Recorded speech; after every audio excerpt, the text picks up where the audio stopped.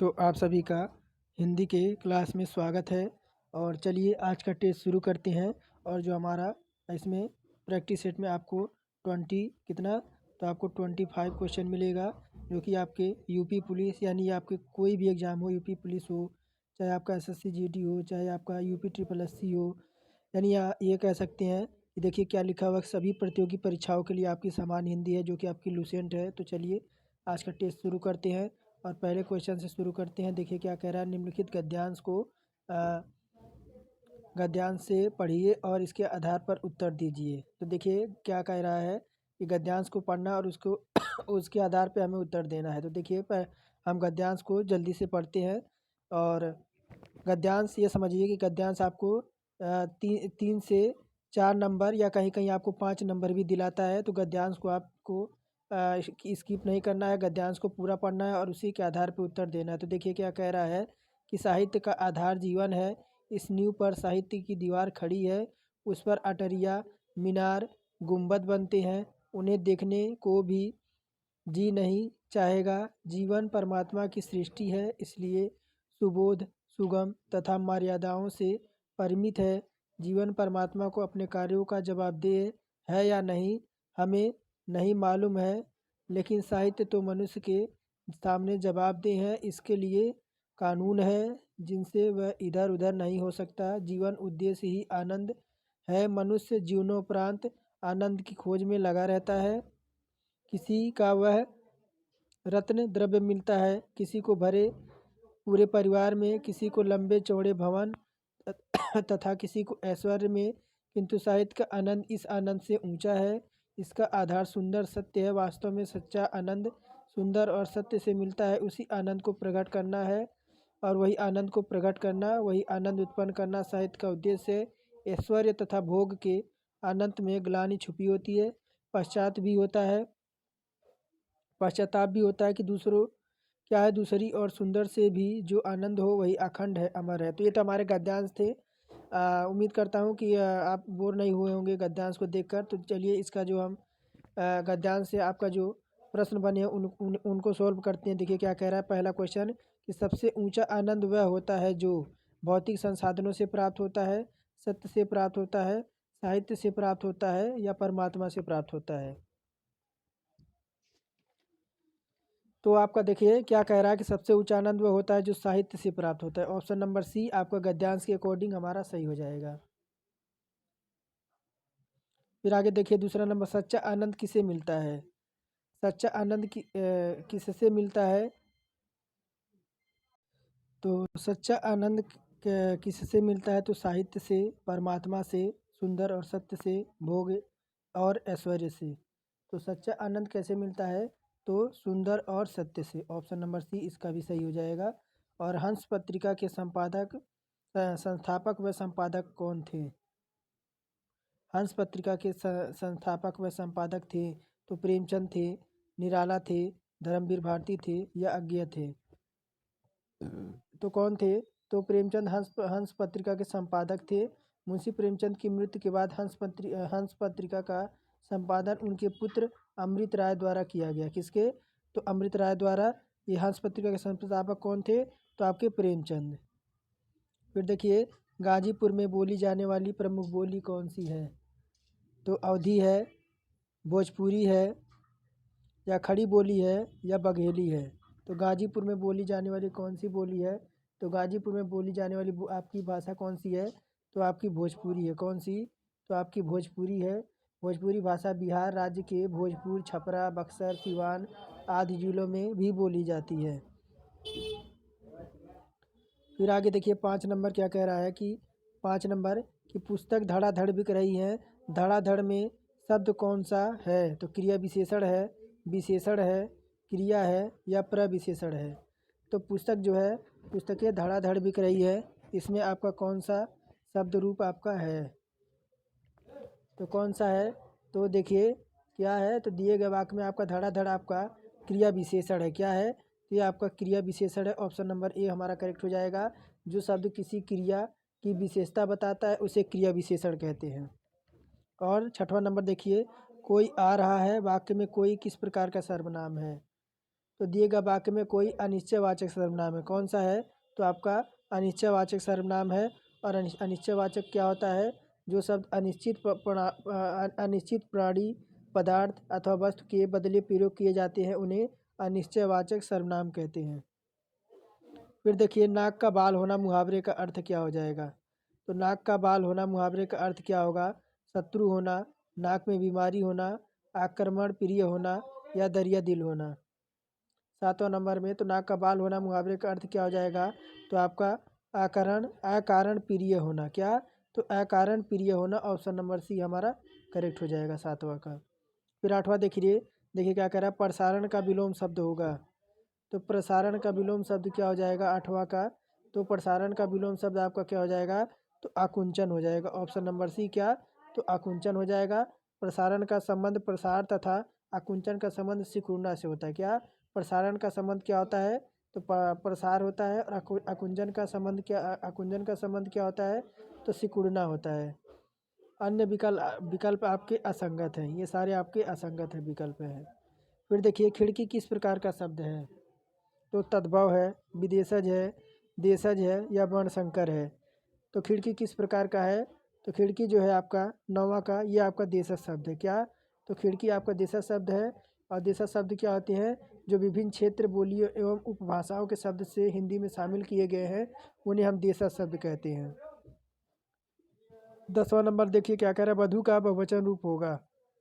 वधु का बहुवचन रूप क्या होगा? 10वां नंबर है, तो वधु का बहुवचन क्या हो जाएगा? तो आपका वधुएं होगा। क्या? तो वधुएं होगा, ऑप्शन नंबर सी ये होगा, वधुएं होगा। और अन्य सभी विकल्प आपके असंगत है। बहुवचन बनाते समय अकारांत शब्द उकारांत में बाद आपके क्या लगा लेते हैं? तो आपके ए लगा लेते हैं।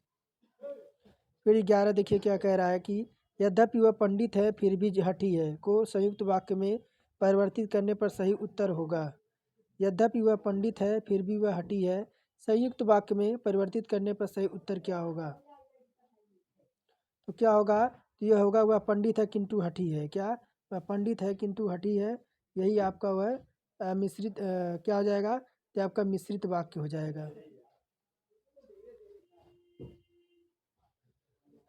इसका संयुक्त वाक्य आपसे पूरा मिश्रित वाक्य था, तो इसका संयुक्त वाक्य आपका पूछ रहा था कि संयुक्त वाक्य में परिवर्तित करने पर सही उत्तर क्या होगा? तो वह पंडित है किंतु हठी है, ये इसका हो जाएगा। फिर आगे देखिए 12 नंबर क्या कह रहा है, राज्यपाल में कौन सी संज्ञा है? राज्यपाल में कौन सी संज्ञा है? तो व्यक्तिवाचक है, जातिवाचक है, भाववाचक है या समूहवाचक है। तो राज्यपाल में जातिवाचक है। क्यों? क्योंकि हर राज्य के राज्यपाल होते हैं। राज्यपाल कितने होते हैं? तो बहुत सारे राज्यपाल होते हैं। जिन संज्ञाओं में एक ही प्रकार की वस्तु अथवा व्यक्तियों का बोध हो उन्हें हम तो जातिवाचक संज्ञा कहते हैं। ऑप्शन नंबर बी हमारा करेक्ट हो जाएगा। अधिसूचना का अंग्रेजी अनुवाद क्या होगा? तो स्टेटमेंट होगा, एंडोर्समेंट होगा, इनक्लोज्ड होगा या नोटिफिकेशन होगा। तो अधिसूचना का अंग्रेजी अनुवाद क्या होगा? तो अधिसूचना क्या आता है? तो नोटिफिकेशन उसे कहते हैं। जब से कोई भी वैकेंसी की क्या होती है? तो नोटिफिकेशन आती है, उसी को हिंदी में क्या कहते हैं? उसी को हिंदी में हम कहते हैं नोटिफिकेशन या अधिसूचना। फिर देखिए, सभा का पर्यायवाची कौन सा नहीं है? 14 नंबर पूछ रहा है, सभा का पर्यायवाची कौन सा नहीं है? तो आपका सम्मिलित। क्या? सम्मिलित आपका जो है यह आपका सभा का पर्यायवाची सम्मिलित नहीं है। अन्य विकल्प आपके सभा के पर्यायवाची हैं। ये देखिए, परिषद भी सभा का मतलब होता है, महापरिवर्तन भी और बैठक ये सभा के आपके पर्यायवाची हैं, लेकिन सम्मिलित जो है यह आपका सभा का पर्यायवाची नहीं है। और देखिए 15 नंबर क्या कह रहा है, वह का उच्चारण स्थान कौन सा है? तो दंत से होता है, ओष्ठ से होता है, दंतोष्ठ होता है या कंठोष्ठ होता है। तो वह का उच्चारण कहाँ से होता है? तो वह का उच्चारण आपका दंतोष्ठ होता है। क्या? तो आपका दंतोष्ठ होता है, ऑप्शन नंबर सी हो जाएगा। वह वर्ण आपका अंतस्थ व्यंजन की श्रेणी में आता है। क्या? तो आपका अंतस्थ व्यंजन की श्रेणी में आती है कौन से? य, र, ल और वह। ये आपके चार जो होते हैं, ये चार आपके आपके अंतस्थ व्यंजन के अंतर्गत आते हैं। और देखिए, ये वाला जो विराम चिन्ह आपका प्रयुक्त कहाँ पे होता है? तो ये विवरण चिन्ह है, तुल्यता सूचक चिन्ह है या लाघव चिन्ह है या संयोजक चिन्ह है। तो ये वाला जो चिन्ह आपका दे रखा है ये आपका कहाँ पे प्रयुक्त होता है? तो क्या है? तो ये आपका तुल्यता सूचक चिन्ह है। क्या? तो जो दो चीज़ों की आपकी जब तुल्यता की जाती है तो इस चीज़ का हमें प्रयोग करते हैं। ऑप्शन नंबर बी हमारा करेक्ट हो जाएगा, यह तुल्यता सूचक चिन्ह है। फिर देखिए उच्चारण का सही संधि विच्छेद होगा 17 नंबर। देखिए कि उच्चारण का सही संधि विच्छेद क्या हो जाएगा 17 नंबर में। तो उच्चारण का सही संधि विच्छेद क्या हो जाएगा, तो उत प्लस चारण। ऑप्शन नंबर सी इसका करेक्ट हो जाएगा कि यह आपकी कौन सी संधि है, तो यह आपकी व्यंजन संधि है।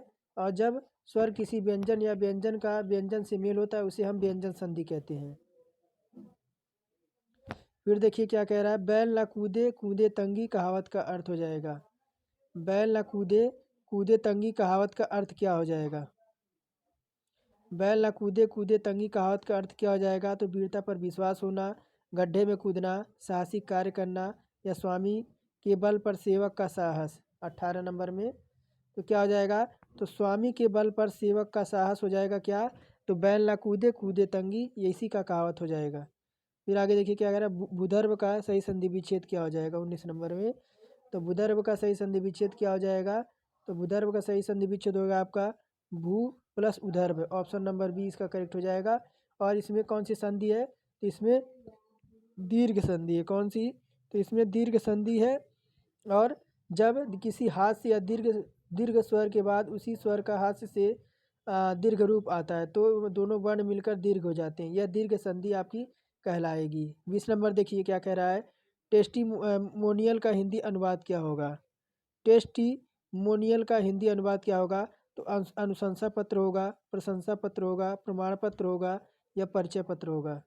तो क्या हो जाएगा, टेस्टिमोनियल का शब्द का हिंदी अनुवाद तो क्या हो जाएगा, तो आपका प्रशंसा पत्र। ऑप्शन नंबर बी प्रशंसा पत्र हमारा करेक्ट हो जाएगा। फिर देखिए क्या कह रहा है, भरोसे में शब्द का कौन सा रूप छिपा है।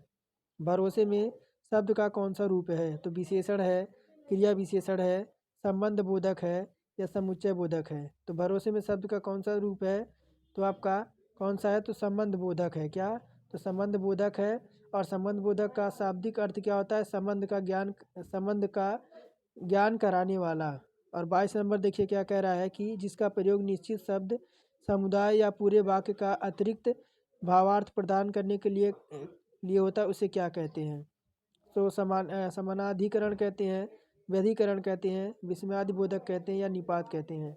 तो क्या कहते हैं, तो उसे हम निपात कहते हैं। क्या, तो उसे हम निपात करते हैं जिनका प्रयोग निश्चित शब्द या समुदाय या पूरे वाक्य को अतिरिक्त भावार्थ प्रदान करने के लिए होता है उसे निपात कहते हैं। जैसे आपका ही हो गया, और आपका भी हो गया, और आपका क्या तो हो गया, और आपका तक हो गया, और क्या हो जाएगा भर हो गया, और मात्र हो गया। ये सब आपके निपात के अंतर है, इसको बल देने का प्रयोग करते हैं।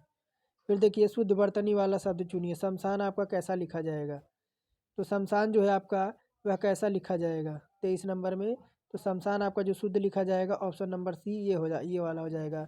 और हथियाना में किस क्रिया का प्रयोग हुआ है, तो प्रेरणार्थक है, संयुक्त है, अनुकरणात्मक है, या नाम धातु है। तो हथियाना क्या है, तो हथियाना आपका क्या है, तो अब हथियाना आपकी नाम धातु क्रिया है। क्या, तो नाम धातु क्रिया है वह क्रिया जो संज्ञा या सर्वनाम से विशेषण में प्रत्यय जुड़कर बनाई जाती है उसे नाम धातु क्रिया कहते हैं। और आज का लास्ट क्वेश्चन है 25 नंबर देखिए, राम ने खाना खाया होगा में कौन सी क्रिया है, तो कौन सी हो जाएगी, तो आपकी संदिग्ध भूत हो जाएगी। क्या, तो संदिग्ध भूत हो जाएगी, ये आपकी हो जाएगी 25 नंबर में। राम ने खाया होगा, तो एक अंदाज लगाया जाएगा लगाया जा रहा है और व्यक्त किया जा रहा है। तो ऑप्शन नंबर हमारा 25 में हमारा बी हमारा करेक्ट हो जाएगा। तो ये टोटल हमारे 25 क्वेश्चन थे। फिर मिलेंगे एक नेक्स्ट टेक्स्ट में, तब तक के लिए धन्यवाद और आप सभी का दिन शुभ हो।